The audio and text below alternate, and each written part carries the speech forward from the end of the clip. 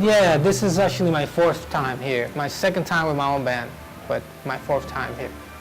When you first played here, did you have sort of the sense of its legacy of its history? Sure. I mean, I had heard a lot of the records that have been made here, and you know, of course, the festival is so old, and everybody's gone through here, and you know, it was a nice thing. You know, it's like the first time you play at the Vanguard, or that kind of feeling where you like feel part of something historic. You know.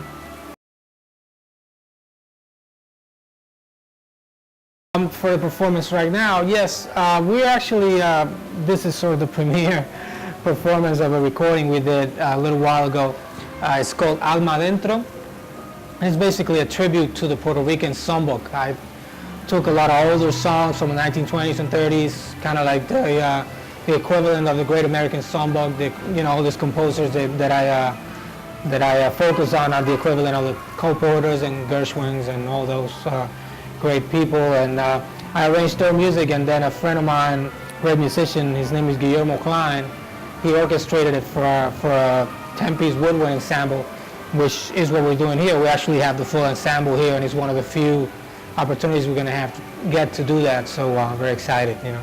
Did you have to rehearse it a lot, or you sort of... We did rehearse it. I mean, we rehearsed it a lot for the recording, and then we recorded it. And yeah, you know, we put something extra. When you play live, it's always different. Right. So we rehearsed something. We put something specially kind of organized for this thing. But it's going to be a lot of fun.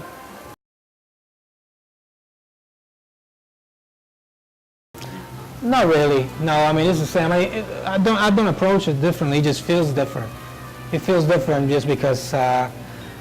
You know, the energy is different when you have people up close, when the place is a little cozier, and you know, it really depends on the energy that you're getting from the performance and the reaction from the audience and all that, and it varies from place to place. You know, I mean, and you know, the sound affects the performance, everything that you're getting from the sound, and how that you're reacting to that. So yeah, I mean, I enjoy all of them. It's just they're just different, but we approach them the same. So we just have the same purpose in mind.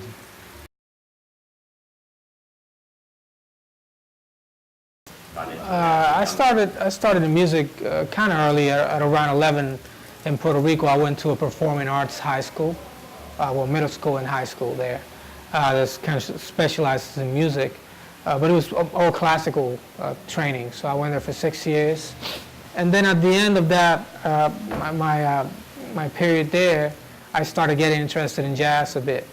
And, you know, first everything kind of trying to find out things on my own, learning on my own, because there weren't a lot of places in Puerto Rico at the time for me to get information from.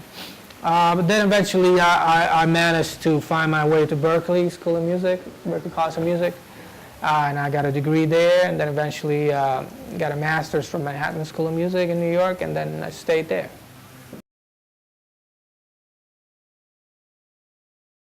I mean, in terms of my early development, my first saxophone teacher in Puerto Rico, Angel Marrero is his name. He's still alive, actually. He also taught David Sanchez, who also went through the same school, and a lot of other musicians that went through the school as well. And then once I got to Berklee, I had the opportunity to study with Bill Pierce, who really helped me and kind of put me in track. And also I had some really great experiences with a gentleman by the name of Hal Crook. He's a trombonist and educator. And also another gentleman by the name of Ed Tomasi. They're both kind of like legendary figures at the school, right? And then when I got to New York, I got to spend a lot of time with Dick Oates, a great saxophone player, was my teacher for 2 years, and really kind of helped me find my way in the scene, and you know, find my way into playing and being within what was happening in New York at the time.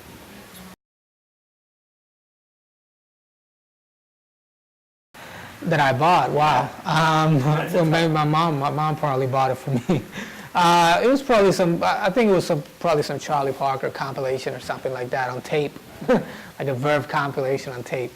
But then after that, you know, I'll get a lot of stuff from my friends. I remember the first CD I bought actually was Kind of Blue. It was like when CDs started coming out. And I was like, man, everybody says I got to listen to that, so I bought that, you know.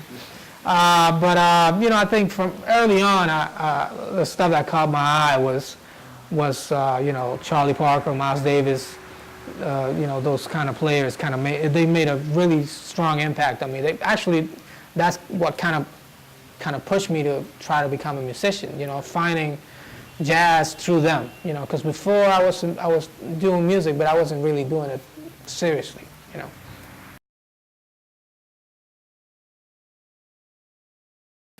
Well, you know, I mean, it's pretty much everything about it is positive for me, at least. You know, it's something that comes as a surprise, and you don't expect it. But what it's done for us,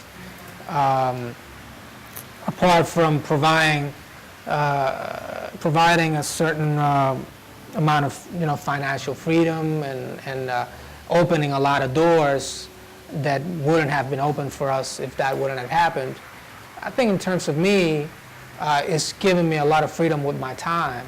You know, I think it's really freed me up in terms of helping me focus on the things that I really want to do, you know, instead of having to worry about, you know, I need to do this to pay the bills, or I need to do this to take care of this or that. You know, now because I have that financial support that I get through the fellowship, at least for a little while, you know, I can actually focus on what I want to do, and you put my energy in that, you know, and not in trying to survive, as you would say, you know.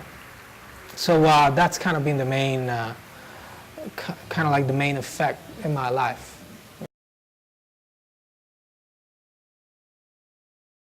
I mean, I think that was something that I was already kind of looking into before the MacArthur, before the fellowship happened. But I mean, it's definitely given me a lot of tools that I didn't have before. Just because, you know, as I said before, it's the support and everything. All the doors that open make it easier in terms of research, in terms of, you know, getting really into it, and you know, finding really the time to study and getting into what you're trying to develop is definitely helped, you know. And I think what for me too is kind of giving me the opportunity to invest a little bit in Puerto Rico too, culturally also. You know, I've been organizing some free jazz concerts in the rural areas of Puerto Rico, and this all happened, you know, this is an idea that I had, but it wouldn't have happened if I hadn't had the help.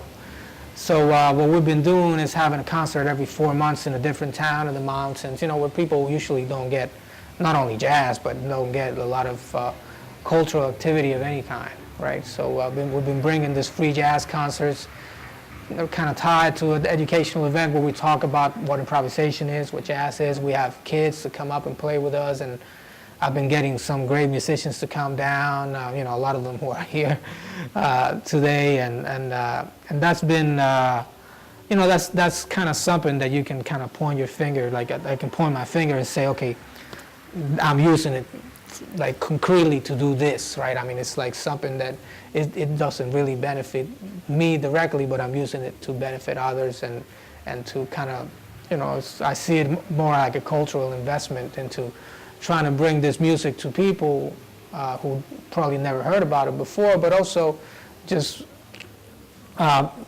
making music what it should be, you know, not tied to ticket sales and business, and just having it be tied to music and the relationship with the listener and the musician, and, you know, breaking the barriers and trying to break some of the barriers in between, and making this about that pure experience that I got when I started listening to music, which was just pure enjoyment, you know.